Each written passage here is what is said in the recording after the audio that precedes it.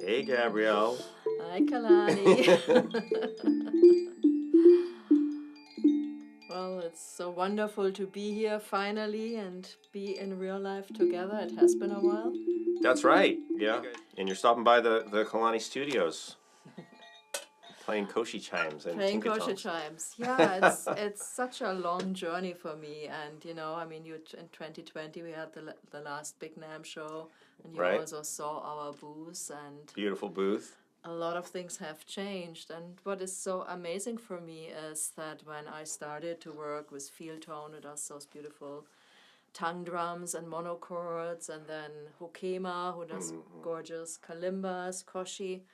I worked with everyone because I liked them. These are solid little companies, Yeah. and it's fun to work with. I liked Yeah. everyone who played with them, and Right. you have been part of our family very much. Yeah.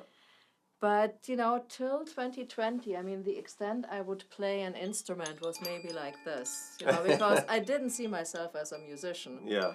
I loved everyone playing the instrument, but I had kind of the belief system that I couldn't because, I'm not, I'm an engineer, I have been a painter, but I have no musical training. Which I imagine a lot of people feel the same way. They think the same thing. So at least you can totally relate to Yeah, I'm a like lot of the customers.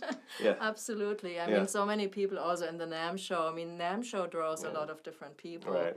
And many musicians bring their friends who are not musicians, or they come to the booth Yep. and they look at the instrument and said, oh, I wish I could play the instrument. And I never really had a good answer for that. I knew they could because they are, tuned in a way there's no wrong note. Yeah. But, I myself was kind of, I don't know if I can do that. And then the pandemic hit. Mhm. And what was really amazing is everything went online. Yeah. And Julia Dara, who works with me and was active on Clubhouse, Mm-hmm. and we checked in. We had a kalimba campfire going there, and Mhm. we checked in every Tuesday and Wednesday, gathered, and Clubhouse was perfect because no one could see me. Right. Yeah. It's anonymity. Is your Anonymity, friend. yeah. And then Yeah. Jewel was like, "Okay, just play." And it was so amazing because in that, not being concerned about performing and not being watched at, it really gave me the freedom to just experiment. Mm-hmm. Mm-hmm. And the beauty of all these instruments is that you don't have to think about a melody, but you just have to, experiment with the sound and listen to it, and then get into it. Yeah. And Find something that you like and just keep doing it, right? Yeah. Or the opposite, like, oh, I don't like that, but I'm gonna stop doing that. I'll start doing something else. Yeah. Yeah. And also when you stop doing something, I mean, when you like make a note you don't like, if people look at you, then you have like this feeling, oh my God. But Yeah. this was just sound, so I kind of got more relaxed and also knew that I could just stop and start again. And yeah, it was very freeing to have that experience. As you're talking, I'm reminded of when I used to do a lot of trainings, right? A lot of like more drum circle trainings and things. And one of the experiences that we would do, and I think it's the same thing but in person, is we would just turn the lights out. And then everybody was in the circle, and it was the same thing because it wasn't people aren't going to be looking at me, right? It's you're free in the darkness to try things. So kind of the same type of thing on the Clubhouse thing. Yeah, that's a good point.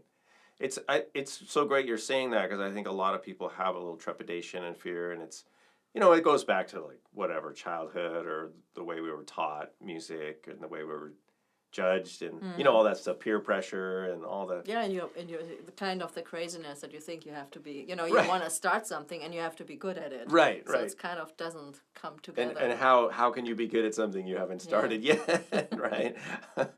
But I love the instruments. I've talked about this, and you know this. I mean, because you put the company together, but you know that these are so welcoming and forgiving instruments. And especially with the tuning sets. you know, now. It's Yeah. amazing.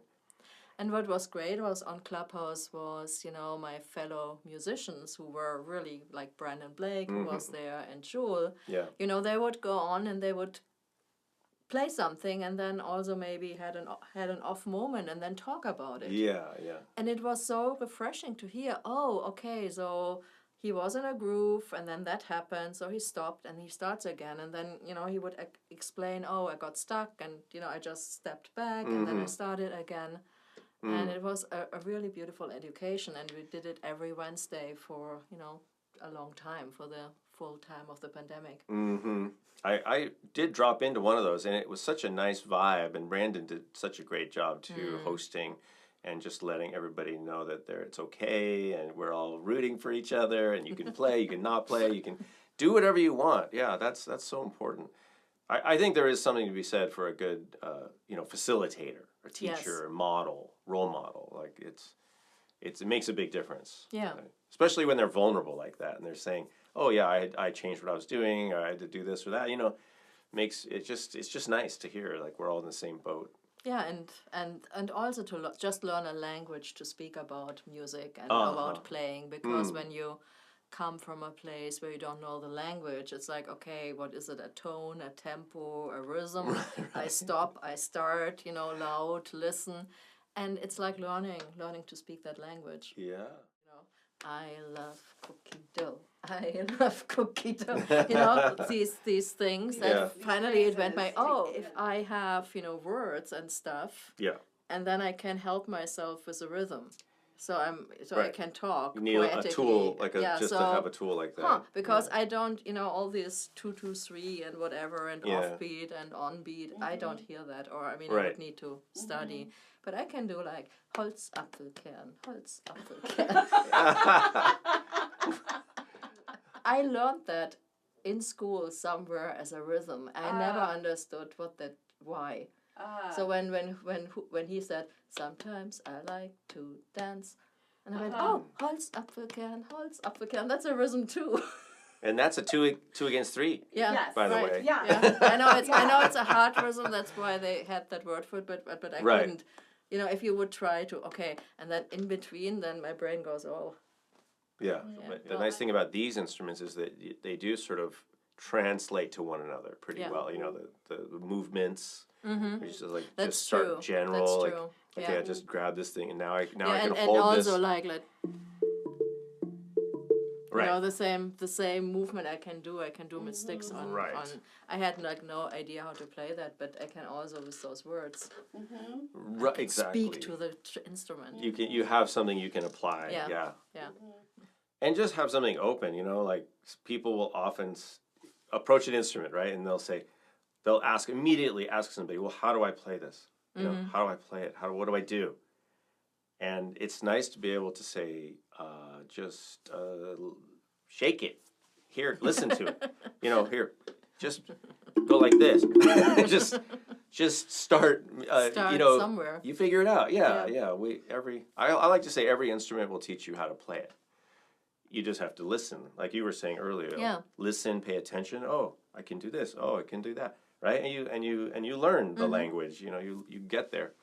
So what's coming up in the world of We Play Well Together? Well, we have been working on putting together instruments tuning, and Jewel Ladara, who works with us, has made some great recommendations, and we put together different tunings of instruments in D minor and A minor and alt C major, G major. I don't know what you're talking about. I don't know what I'm talking out either. But the nice thing is, what we have done is like, you know, we put like a blue dot on the instrument. Right. And then you know everything with a blue dot will work together. You don't have to know which tuning it is.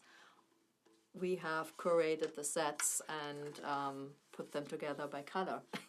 Yeah. So you have a starting point, and this one. Yeah, the I know Jewel pointed it out. I said, I don't see a dot on mine. She's like, it's in the koshi.